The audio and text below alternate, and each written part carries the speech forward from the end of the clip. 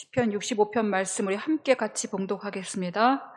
하나님이여 찬송이 시온에서 주를 기다리오며 사람이 서원을 주께 이행하리이다. 기도를 들으시는 주여 모든 육체가 주께 나아오리이다. 죄악이 나를 이겼사오니 우리의 허물을 주께서 사하시리이다. 주께서 택하시고 가까이 오게 하사 주의 뜰에 살게 하신 사람은 복이 있나이다. 우리가 주의 집 곧 주의 성전의 아름다움으로 만족하리이다. 우리 구원의 하나님이시여 땅의 모든 끝과 먼 바다에 있는 자가 의지할 주께서 의를 따라 엄위하신 일로 우리에게 응답하시리이다. 주는 주의 힘으로 산을 세우시며 권능으로 띠를 띠시며 바다의 설렘과 물결의 흔들림과 만민의 소요까지 진정하시나이다. 땅끝에 사는 자가 주의 징조를 두려워하나이다. 주께서 아침 되는 것과 저녁 되는 것을 즐거워하게 하시며 땅을 돌보사 물을 대어 심히 윤택하게 하시며 하나님의 강에 물이 가득하게 하시고 이같이 땅을 예비하신 후에 그들에게 곡식을 주시나이다. 주께서 밭고랑에 물을 넉넉히 내사 그 이랑을 평평하게 하시며 또 담비로 부드럽게 하시고 그 싹에 복을 주시나이다. 주의 은택으로 한 해를 관시우시니 주의 길에는 기름방울이 떨어지며 들의 초장에도 떨어지니 작은 산들이 기쁨으로 띠를 띄었나이다. 초장은 양떼로 옷 입었고 골짜기는 곡식으로 덮였음에 그들이 다 즐거이 외치고 또 노래하나이다. 아멘. 성경에는 복 이야기가 참 많이 나옵니다. 대표적으로 창세기 12장에 보시면 아브라함이 하나님께 축복받는 이야기가 나옵니다. 그리고 49장, 창세기 49장 보시면 야곱이 12아들을 축복하는 장면이 나오고 또 신명기 28장 보시면 모세가 이스라엘 백성들에게 복을 선포하는 부분이 나옵니다. 또 신약 마태복음 5장으로 오시면 예수님께서 산상순환할 때 가장 먼저 팔복의 말씀으로 시작하시는 것을 볼 수가 있습니다. 또 시편을 보시면은 시편 1편은 시편 전체의 서론이라고도 할 수 있는데 그것도 복 있는 사람으로 시작합니다. 그리고 오늘 시편 말씀도 바로 복에 대한 말씀입니다. 이 성경의 복 이야기가 정말로 많이 나오고 있는데 하나님은 얼마나 자기 백성들에게 복을 주고 싶어 하시는 분인지를 우리가 알 수가 있습니다. 이 복은 히브리어로 두 가지의 언어를 사용하고 있습니다. 하나는 바라크이고 하나는 에세르입니다. 이 바라크는 이렇게 그림을 그려보시면 됩니다. 하나님께서 위에서 축복을 이렇게 내려주시고 그리고 사람이 아래에서 축복을 받는 모습, 이런 모습으로 바라크를 그려보면 될 것이고요. 에세르라고 하는 것은 행복의 개념이 있습니다. 하나님께서 당연히 복을 주시는 주체이신데 사람이 어떻게 해야 행복한가, 이러이러한 사람은 얼마나 행복한가, 이런 의미를 담고 있는 말이 바로 에세르입니다. 오늘 시편을 세 장면의 그림으로 나눠볼 수가 있는데요. 첫 번째 그림은 1절부터 4절까지입니다. 여기의 내용은 누가 복 있는 사람인가, 이걸 말하고 있고, 두 번째 그림은 5절부터 8절까지 말씀인데 여기서는 복 주시는 하나님은 어떤 분이신가, 그것을 알 수가 있고요. 그리고 마지막 세 번째 그림은 9절부터 13절까지 말씀인데 복 있는 사람이 받을 복은 어떤 복인가, 그것을 우리가 오늘 말씀 통해서 알아볼 수가 있습니다. 자, 1절부터 보시면 하나님이여 찬송이 시온에서 주를 기다리오며 사람이 서원을 주께 이행하리이다. 이 시를 찬양시라고 부르는데 시어의 묘미를 참 잘 살려서 표현하고 있습니다. 여기 보시면 찬송을 의인화하고 있습니다. 찬송이 시온에서 주를 기다린다. 여기서 시온은 성전을 말하고 또 찬송은 바로 하나님을 자랑하는 것, 하나님을 높이는 것이기 때문에 성전에서 마음껏 하나님을 높이며 찬송할 수 있기를 기다리고 있는 이 시인의 심정이 강조된 부분이 바로 1절입니다. 또 첫 번째 장면을 보시게 되면은 이제 1절과 2절과 3절 거기에서 복을 받기 위해서는 사람이 어떻게 해야 하는가, 그것을 세 가지 정도로 말씀하고 있습니다. 자, 첫 번째는 주를 기다려야 한다라고 말씀합니다. 여기서 기다린다는 의미는 히브리어 원어로 보시면 침묵이라고 말할 수 있습니다. 예레미야 선지자가 사람이 하나님의 구원을 보려면 어떤 자세를 취해야 하는지 예레미야 3장 26절에서 이렇게 말씀합니다. 예레미야 애가입니다. 사람이 여호와의 구원을 바라고 잠잠히 기다림이 좋도다. 구원을 바라는 자세는 잠잠히 기다림이라고 말씀하고 있습니다. 사람은 스스로를 구원할 수 없기 때문에 하나님의 구원을 바랄 수밖에 없는 존재입니다. 그런데 그 태도는 잠잠히 기다림. 결국 이것은 사람이 어떤 술수를 쓰지 않고 온전히 하나님께서 행하시는 구원을 보겠다는 강한 신뢰의 개념이 담겨 있는 말씀입니다. 두 번째로 사람이 복을 받기 위해서는 어떻게 해야 하는가? 서원을 주께 이행해야 한다라고 말씀합니다. 이 서원은 쌍방 간에 이제 이루어지는 그런 계약처럼 사람이 먼저 하나님께 이렇게 기도하는 것입니다. 하나님, 저에게 이렇게 해주시면 제가 하나님께 이렇게 하겠습니다. 그러니까 하나님 편에서 먼저 내가 너에게 이렇게 해주겠다라고 하는 언약과는 좀 다른 개념입니다. 그렇기 때문에 사람이 서원을 해놓고 그걸 주께 이행하는 것은 너무나도 마땅합니다. 그것이 바로 하나님을 사랑하는 것이고 하나님이 내 기도에 응답하셨음을 믿는 것이고 결국 그것이 복 받는 길이다라는 것입니다. 야곱이 에서에게서부터 도망치다가 이 베델에서 돌베개를 베고 자다가 천사들을 만나게 되었죠. 그때 야곱이 서원 기도를 합니다. 이렇게 세 가지를 서원 기도하죠.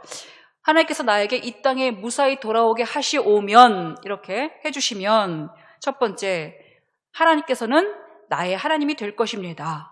그리고 본인이 뱉던 돌을 세워놓고 이 돌이 하나님의 집이 될 것입니다. 그리고 마지막으로는 하나님께서 나에게 모든 주신 것을 10분의 1을 내가 하나님께 드리겠나이다. 이렇게 서원 기도를 합니다. 또 한나 이야기도 아시죠? 한나가 이렇게 기도합니다. 제게 아들을 주시오면 내가 그 아들을 하나님께 바치겠습니다. 이렇게 성전에서 서원 기도를 합니다. 결국 사무엘을 주시자 한나도 사무엘을 하나님께 바치는 그런 자기의 서원을 이행하는 모습을 우리가 볼 수 있습니다. 그렇게 주님을 잠잠히 기다리고 서원을 이행하는 자들에게 그럼 하나님은 어떻게 해주시겠는가라는 말씀이 바로 2절입니다. 2절, 기도를 들으시는 주여. 하나님은 기도를 들어주시겠다라고 말씀하고 있습니다. 우리도 하나님께 참 기도를 많이 합니다. 늘 하는 기도들도 있지만 1절의 말씀처럼 서원 기도도 종종 합니다. 근데 잘 보시면은 우리의 서원이 이 반쪽짜리 서원이 되는 경우가 많습니다. 저의 서원은 하나님께서 다 들어주셔야만 하지만 주께 이행은 못하겠습니다 하는 경우가 많다는 것입니다. 하나님은 다급하고 간절한 기도에 귀를 기울이시는 분이기 때문에 그렇게 다급하게 했던 기도, 간절하게 했던 기도에 하나님은 그것을 서원으로 받아들이시는 분이십니다. 그걸 서원으로 여기시고 응답 주시려고 기다리시는 분이라는 것이죠. 근데 사람이 급할 때는 하나님 찾다가도 그 일이 다 해결되고 나면은 언제 그랬냐는 듯이 입을 이렇게 닦아버리는 경우가 많다라는 것이죠. 그렇게 하나님을 마치 무슨 내 소원을 들어주는 요술램프의 지니처럼만 여긴다면 하나님도 어떻게 말씀하십니까? 나를 만홀히 여기는 자에게는 내가 그렇게 대해주겠다고 말씀하십니다. 그 기도 안 들어주시겠다라고 말씀하시죠. 결국 그 응답의 복은 다른 사람에게 다른 곳으로 물 건너가게 되어 있습니다.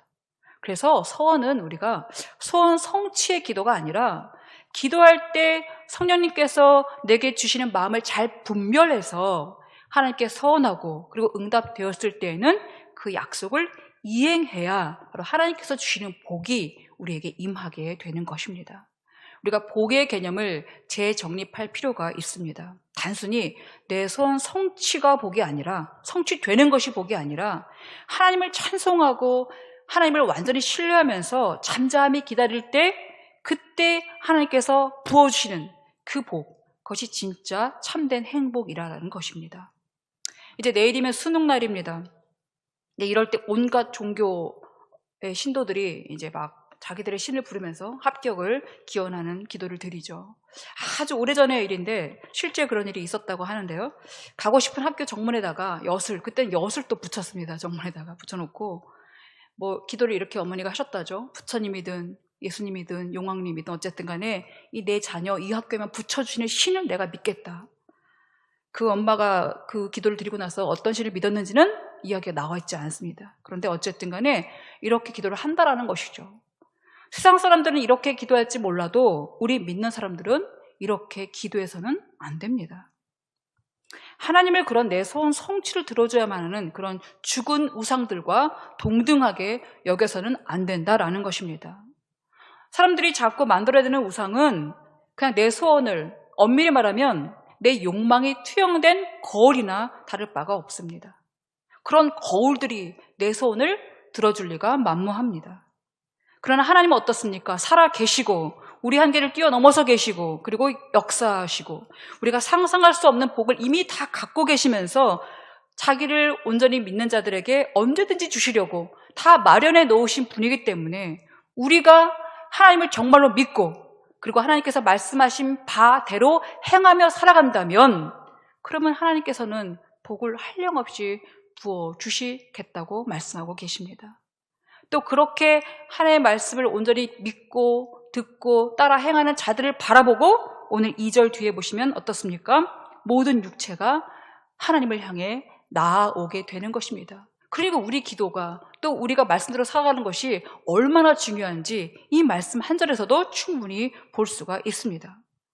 그리고 하나님께서는 주님을 잠잠히 기다리고 서원을 이행하는 자들에게 어떻게 해주신다라고 말씀합니까? 3절 보시면 죄를 용서해 주신다라고 말씀합니다. 3절입니다. 죄악이 나를 이겼사오니 우리의 허물을 주께서 사하시리이다. 여기서도 보시게 되면 죄악이라고 죄악을 의인하고 있습니다. 죄가 나를 이겼다라고 말합니다. 죄가 얼마나 강력한지를 말해주고 있는 것입니다. 죄는 한 번 짓고 끝나지 않습니다. 짓고 또 짓게 만드는 게 바로 죄죠. 죄의 강력함이죠. 이건 죄라고 이거 하면 안 된다고 본인이 생각하면서도 결국은 그 죄를 또 반복하여 짓고 있는 자신을 보게 된다는 것입니다. 우리는 죄를 이길 수가 없습니다. 죄악이 나를 이겨버리기 때문입니다. 그래서 이 죄가 켜켜이 쌓여가지고 하나님께서는 이런 나 같은 사람을 용서해 주실까 그러면서 주저주저 하다가 하나님께로 나아가지 못하는 경우가 너무나도 많다는 것입니다.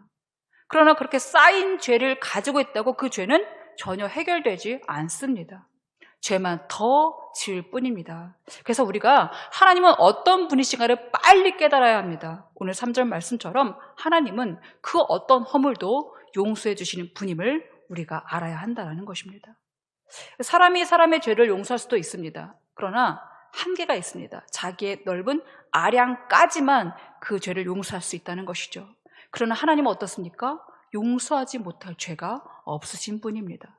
그러니 하나님을 굳게 의지하고 기도하면 하나님이 그 기도를 들으시고 우리의 죄가 아무리 붉다 할지라도 그것을 하얗게 바꾸어 주시겠다라고 말씀하고 계십니다. 이제 4절은 이 1절과 2절과 3절을 다 묶어주면서 어떤 사람이 복 있는 사람인가라는 그 핵심을 말해주고 있습니다. 우리 한번 4절 보실까요? 주께서 택하시고 가까이 오게 하사 주의 뜰에 살게 하신 사람은 복이 있다. 여기도 히브리어 원문으로 보게 되면 복 있는 사람은 먼저 나옵니다. 그래서 복 있는 사람은 시편 1편처럼 아실의 하이시 이렇게 시작합니다. 누가 행복한 사람인가? 바로 주께서 택하시고 가까이 오게 하사 그 뜰에 살게 하신 사람이 복이 있다. 우리가 주의 집, 그 주의 성전의 아름다움으로 만족하는 사람, 그 사람이 복이 있다라고 말씀하죠. 주님께서 택한 사람이 주께 가까이 나오게 되어 있습니다. 이 당시에도 성전에는 아무나 들어갈 수가 없었습니다. 지금도 우리가 볼 때 예배당에 사실 아무나 오지 않습니다. 주님께서 우리 마음에 주님께서 택하셨다라는 마음을 주신 사람들이 사실 옵니다. 그래서 마음이 없는 사람은 이 예배당에 이렇게 이끌려 오는 게 아니라 예배당을 오히려 피하고 여기에 오게 되면 오히려 어려워지고 마음이 그래서 결국은 거부하게 되는 그 마음이 있습니다. 그러나 하나님께서 택하신 자들, 가까이 오게 하신 자들은요 예배당에 오고 싶어 합니다. 예전에 교회에서 있었던 일입니다. 신천지 신도가 사실 저희 교회에 청년부에 2명의 자매가 들어와서 한 명은 2년, 한 명은 3년 동안 그걸 보통 잠복이라고 하는데 잠복하고 있었습니다. 그러다 나중에 발각이 되었는데요.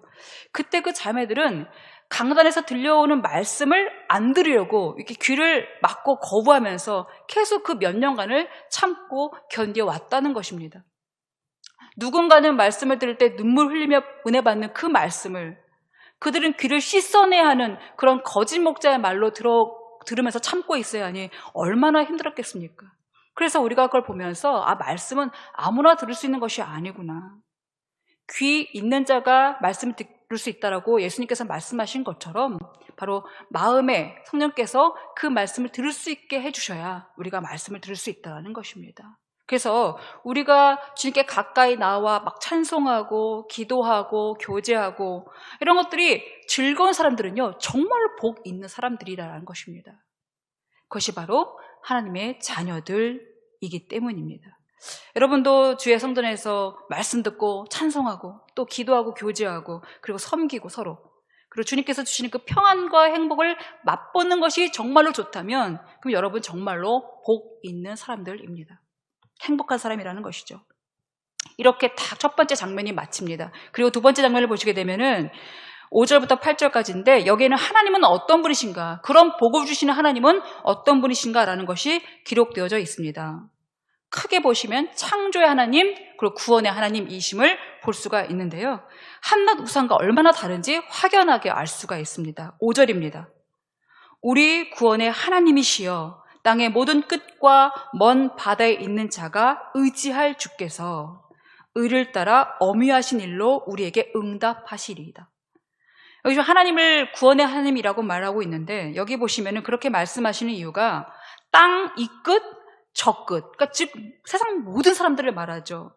그 모든 사람들이 하나님을 의지할 정도로 하나님은 놀라운 일로 우주와 역사 속에서 구원을 이루어 가신 그런 모습을 보여주셨습니다. 바로 그걸 말씀하고 있는 것이죠. 6절 보세요. 주는 주의 힘으로 산을 세우시며 권능으로 띠를 띠시며. 하나님은 산을 세우시는 분이에요. 사람은 세상에서 가장 높은 에베레스트 산도 다 정복하지 못하여 또는 수없이 몇 번을 거듭 가서도 그 산에서 전 베테랑들도 거의 소멸되어가는 일들을 많이 보게 되는데 하나님이 그걸 세우신 분이라는 것입니다. 그리고 권능으로 띠를 띠세요. 우리는 그저 가죽 벨트 하나 매는 정도의 우리가 허리에 동여매지만 하나님은 벨트는요 권능입니다. 권능. 그 정도로 하나님은 놀라우신 분입니다.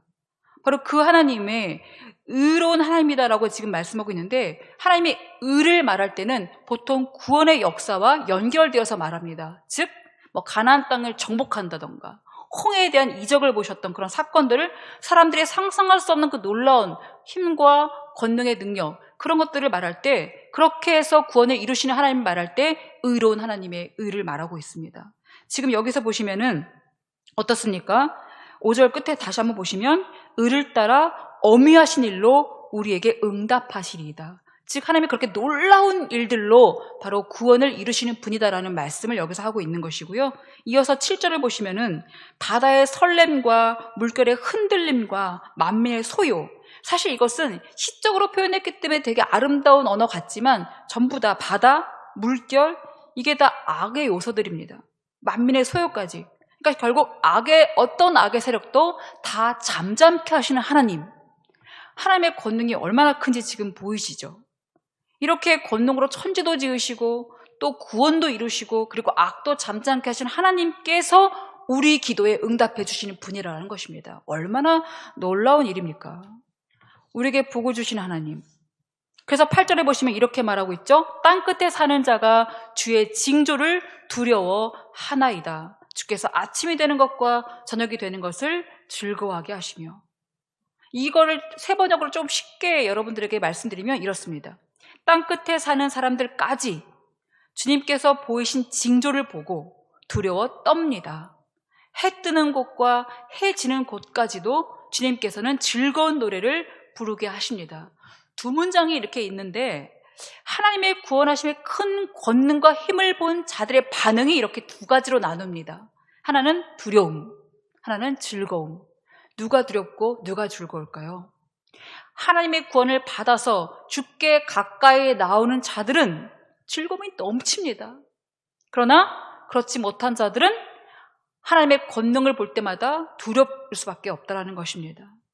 우리를 구원하시는 하나님이 한낱 우상과는 차원이 다른, 온 세상을 벌벌 떠는, 온 세상이 벌벌 떨게 하는 그런 위험이 가득한 분이라는 것도, 이것도 놀라운데요.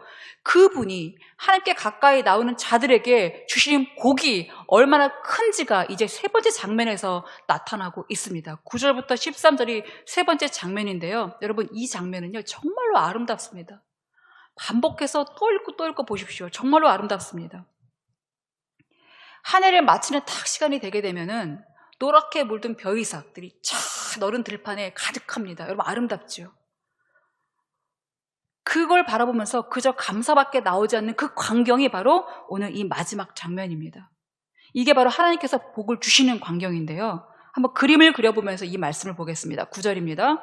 땅을 돌보사 물을 대어 심히 윤택하게 하시며 하나님의 강에 물이 가득하게 하시고 이같이 땅을 예비하신 후에 그들에게 곡식을 주시나이다. 다 예비해 놓고 땅도 물이 흡족하게 해주신 다음에 곡식을 심어주셔서 자라게 하시는 거 얼마나 아름답습니까? 땅을 돌봐주시는 분도 하나님이시고 물을 대주시는 분도 하나님이시고 강에 물이 가득하게 하시는 분도 하나님. 이렇게 땅을 다 잘 다져주시니까 당연히 곡식이 풍성하게 자랄 수밖에 없는 것입니다. 또 10절 보실까요? 주께서 밭고랑에 물을 넉넉히 대사 그 이랑을 평평하게 하시며 또 단비로 부드럽게 하시고 그 싹에 복을 주시나이다. 사람이 수고해서 밭고랑을 일고 그리고 이랑을 평평하게 다졌을 때에도 그렇게 물을 넉넉하게 대주시지 않으면 어떤 곡식도 자랄 수가 없습니다. 그러나 하나님께서 거기다 물을 다 채워주시면서 단비도 내려주시고 싹도 내주시니까 하나님의 손길을 닿은 이 밭은요, 이 논은요 얼마나 풍성하게 결실을 맺게 될까요? 11절 보실까요? 저는 11절이 너무나 아름답습니다.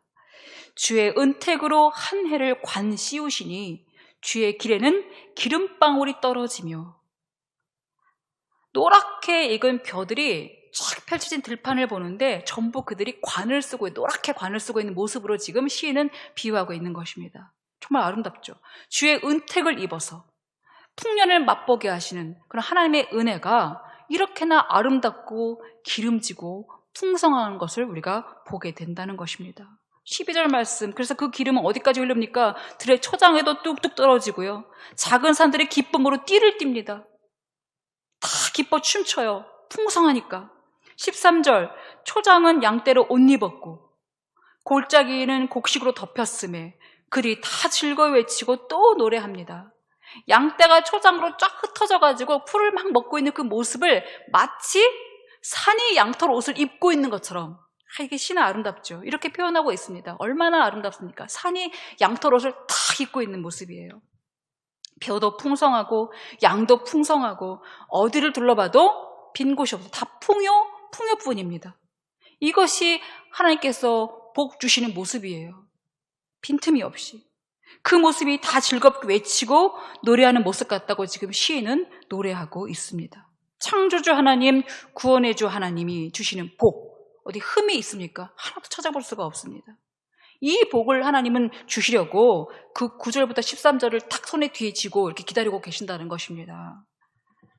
누가 이 복을 받는다고 말씀합니까? 주께 택함을 받고 주께 가까이 나오는 자들, 주의 성전을 사모하고 성전에 찬송이 울려 퍼지게 하는 자들, 그리고 주님을 온전히 신뢰하면서 지금의 시간들을 잠잠히 기도하며 기다리는 자들, 그런 자들에게 하나님은 복에 복을 더하셔서 하늘 문을 열고 내가 복을 쌓을 곳이 없도록 붙지 아니하나 보라라고 말락에서 말씀하신 것처럼 그렇게 빈틈없이 복을 꽉꽉 채워준다라는 것입니다.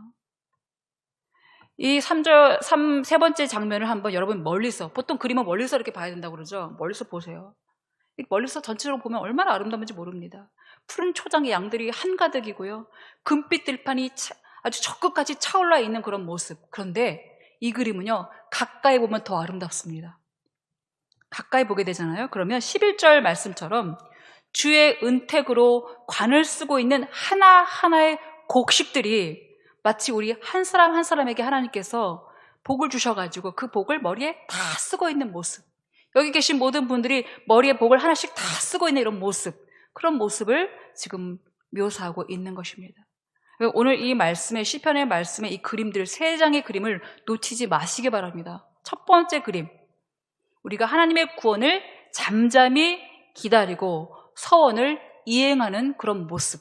사실 1번 첫 번째 그림으로 나머지의 모든 것들을 볼 수가 있습니다. 첫 번째 그림만 우리가 실행한다면. 두 번째 그림, 어떤 우상과도 비교할 수 없는 하나님, 창조주 하나님이시고 그 큰 권능으로 모든 것들을 다스리시며 또 구원하시는 하나님, 그 하나님이 바로 우리에게 복 주시는 하나님이라는 것을 두 번째 장면에서 볼 수가 있고, 세 번째 장면에서는 무엇을 볼 수 있습니까? 그 복, 그것이 어떤 복인가? 특별히 오늘 계속 읽었던 말씀 11절, 주의 은택으로 한 해를 관 씌우신 모습, 하나하나의 곡식에 금빛관을 씌우신 그런 하나님의 모습, 그 모습은 결국 우리 한 사람 한 사람에게 그렇게 관을 씌워주시면서 얼마나 내게로 가까이 오라고 우리를 재촉하며 부르시는지 그 복을 주시려고, 그걸 우리가 오늘 이 말씀 통해서 알 수가 있습니다. 여러분, 주님께 가까이 나아감으로 이 즐거움의 복, 진짜 참된 행복을 여기서 누리시는 여러분 되시기를 간절히 바랍니다.